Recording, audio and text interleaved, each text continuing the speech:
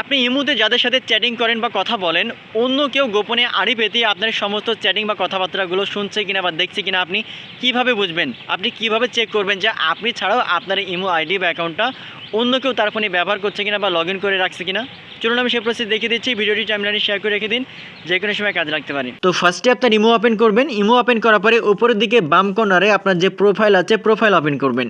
এরপরে security and privacy লেখা হচ্ছে প্রথম বা 2 নম্বর অপশন, আপনি এখানে ক্লিক করবেন। এই অপশন আসার পরে নিচের দিকে জাস্ট একটু স্ক্রল করবেন, দেখতে পাবেন লেখা থাকবে যে সিকিউরিটি অপশনের ম্যানেজ ডিভাইস, প্রথম যে অপশনটা, আপনি এই অপশনটা ওপেন করবেন।